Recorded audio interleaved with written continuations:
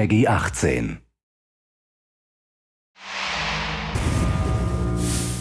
Hi everyone, my name's Alex Hutchinson, Creative Director on Far Cry 4.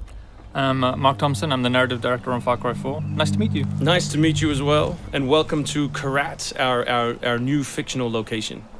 So in Far Cry 4, you step into the shoes of AJ Gale, who is returning to the country of his birth, initially just to scatter his mother's ashes before he gets caught up in what's essentially a civil war. Karat is a fictional place based somewhere in the Himalayas, inspired by places like Nepal and Bhutan, and a bunch of countries from that part of the world. So looking out there, you know, one of the core things of any open world game, that sort of excitement and mystique and hope of an open world is, you know, what is all that smoke coming from? You know, what temples are out there? What secret locations? So we've peppered the world with different places to find, all of them filled with loot and secrets and collectibles and all that good stuff. And of course, the open world of Far Cry is densely populated with a variety of different animals. Beasts. And also that's some kind of yak. I don't even know what that animal was. Yak, I believe. Is it yak? With next-gen fur. Next-gen fur, that's true. Individually modeled hairs. So you see here with with the eagle, you won't see it in this demo, but you can be attacked from above for the first time in a Far Cry game. So we've tried really to play with verticality, to have threats above and below you. And obviously you can still get involved in the ecosystem of the animals and hunt, and you can throw bait now. Yes, to attract animals. Yeah, and stuff like the eagle stealing the morale of the goat. Like, it isn't scripted, that's just what happens at the intersection of those two different AI systems talking to each other. The goal being that every player tells themselves a different story, that they get different surprises, that they have a different story to tell their buddies when they come to work the next day or go back to school or whatever. So there are a bunch of new tools in Far Cry 4, one of which you'll see here is the grapple. We wanted to make something that allowed you to clamber over those annoying cliffs you sometimes came across in Far Cry 3, and something that would also lean into the much more vertical, much more sort of mountainous regions we were building in this game. And that was a pretty simple example, but the level designers get pretty crafty with the setup. We have these areas we're calling adventure zones in the new game, which will take you to places like temples, which you can see from afar, and force you to use the grapple in sort of really interesting and different ways.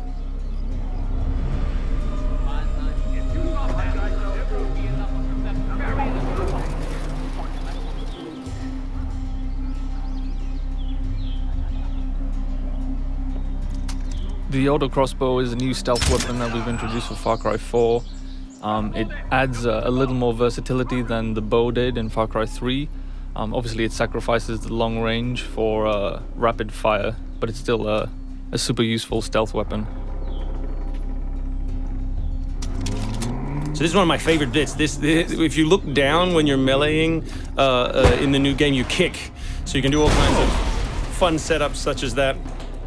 Kicking things is hilarious. I expect people around the world to be kicking rocks, explosive barrels, dead bodies come November.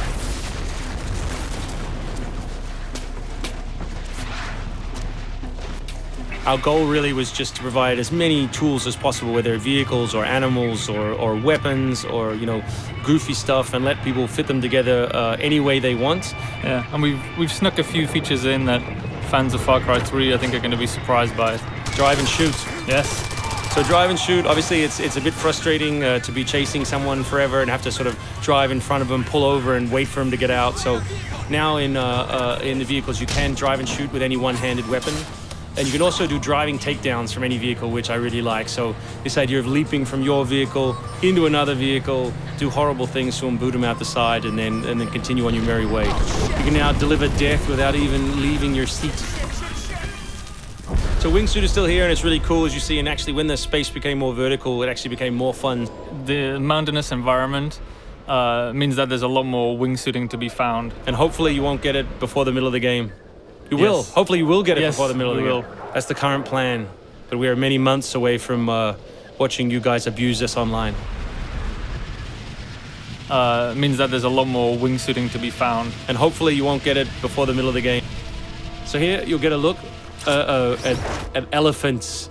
Elephants are awesome, probably my favorite animal in the game. Weaponized in many different ways. You can drive them into a rage, watch them smash the other characters in the world, or you can clamber on top of one and drive it through the gate yourself. My favorite animal is the human animal. It's very Far Cry 2 of you, Mark. Oh, it's the Shark of Darkness. So co-op is a massive part of the new game. It's one of our big ways of opening up the open world and letting you play any way you want. So basically, when you ask your buddy to join, all the solo missions turn off, and you're left with all of the open world toy, the outposts, the fortresses, the towers, all the quests to play any way you want.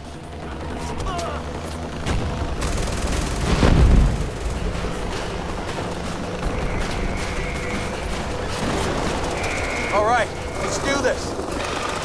What do you think of the Buzzer, Mark, which is a small one-man helicopter? It's very red. No, but it's cool because it gives like this almost like developer perspective on the world. Like you normally in Far Cry 3 you could never really see an outpost, or you couldn't engage with an outpost from this kind of vantage point, which is really cool. So the outposts from Far Cry 3 were like the template for the fortresses. They're kind of like bigger, better, more badass version of the outpost to More badass. to paraphrase Cliffy B. Badassitude.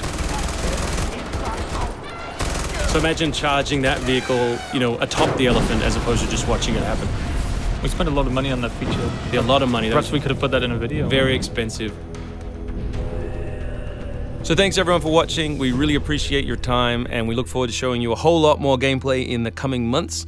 The game ships, of course, November 18th worldwide on PS3, PS4, Xbox 360, Xbox One, and PC.